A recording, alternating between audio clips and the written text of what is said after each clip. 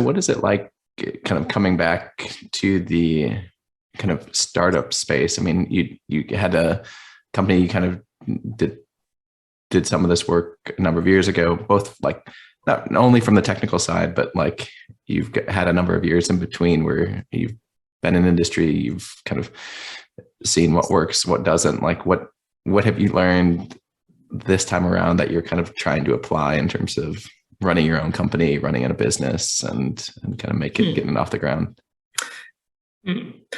Interesting question. So I guess I have two comments. One, having gone from like having my own startup and then back to like big Fortune 500 company, I kind of feel in some ways that makes it very difficult to deal with those kind of cultures because you're used to a much faster pace where it's easier to make decisions.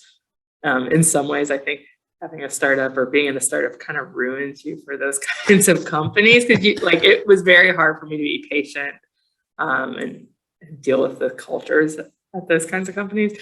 On the other hand, I also think that understanding how those companies work has also been very useful to what we're doing now. So I worked for 7 years at Emerson, which is a very large company. So I understand how their supply chain processes, purchasing, how their engineering systems work. And I think that is critical to being able to sell things to them that will help them.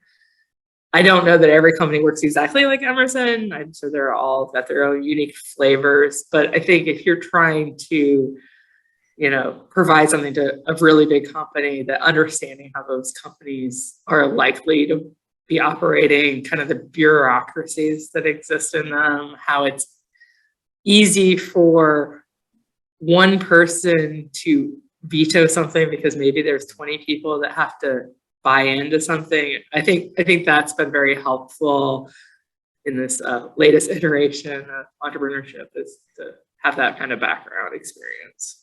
Sure. And would the idea for a lot of the products you're designing now in your systems and processes, would it be kind of a B2B type of sale that you'd be working on, or kind of that sort of business model where you have to directly apply that and say, okay, like this is a company I want to sell to, but here's the 5 layers of people that I need to convince before that gets done? So it kind of depends, which I know is a metallurgy answer. I mean, so some of what we're working on are things that's like, okay, we're just going to make, say, a replacement part. And so then it's not necessarily, it's still likely to be B2B, but it could be B2C or B2G, like business to consumer or business to government as well, depending on, who needs a replacement part. So rapid replacements, I think, is one aspect of what we're looking at. So then it could just be all kinds of use cases. And this is very true for additive. It's true for like the additive loss film we're doing, as well as just like regular loss film technology. A lot of times you have to get these things redesigned to make the best use of the technology, right? Like you could just make a regular, say, casting and just convert like an existing casting to a loss film casting. You can do that. But it's going to cost more and you're not using the benefits of the process. So why would you do that? It's that when you're trying to change the design, well, that takes a whole lot more in these companies. And that's where we're generally trying to be. And I think that's where most of the additive folks are as well. And that those are definitely like, you're going up against big cultures that aren't designed to change rapidly. And it's often very challenging, I think, because of how those big companies are. Yeah, I had Don Godfrey on the podcast a couple of weeks ago, and his comment was, I think he had read something in a Ford lunchroom or something that said, was it culture eats technology for breakfast? And certainly I've certainly seen that, and that like even now you get like some of these companies that have maybe tried additive once and like had a bad taste in their mouth. So like throwing out the buzzwords again to somebody to try and convince them to understand a new technology or kind of bring something in that they may have seen 5, 10 years ago that wasn't ready. It's an uphill battle, certainly. I've never heard that quote, but that's a great quote.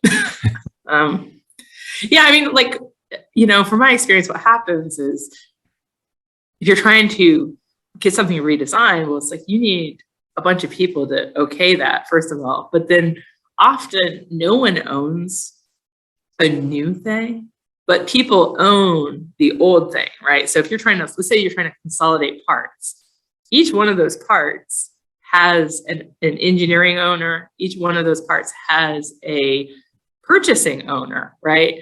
And there's the new future redesign part has no owner sometimes. So it's like, these 10 people can say no, but you don't necessarily have a person pushing it to get this redesign thing. And even if you do have somebody who's like, all right, they're appointed the new designs owner, like they're one person against this whole bunch of other people who can say no.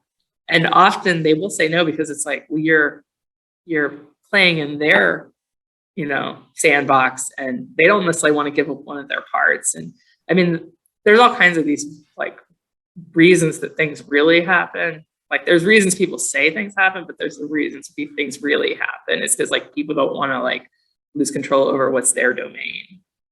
Sure. And the other thing that I've seen a lot too, especially recently, is this ability to, people will play along and say, oh yeah, really interested in that technology. Like, let's test it and prove it out. But like, as you probably know more than me, with like, you can test and test and test and have new requirements and come up with these different types of quality assessments for parts that you can just extend that almost infinitely, right? Where again, it's just saying like, okay, no one's really willing to make a decision. We're just going to get more testing. And so like you get to a point where it's been a year and a half. You just done a million tensile bars or part geometries, and it's never enough for some people because they don't want to necessarily own the risk or own the ability for failure if it does happen, right?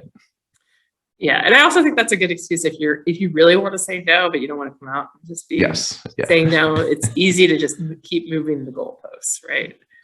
That, oh, well, you did well in those first 30 samples. Okay, well, now we're going to change what the requirement is, as opposed to being like upfront with what some of the things are. I mean, if you're upfront and you're like, look, you need to be in the MMPDS, volume 2 handbook, and that's going to take, here's the list of tests. I mean, okay, maybe that is the requirement, then just be clear that that's what it's going to take.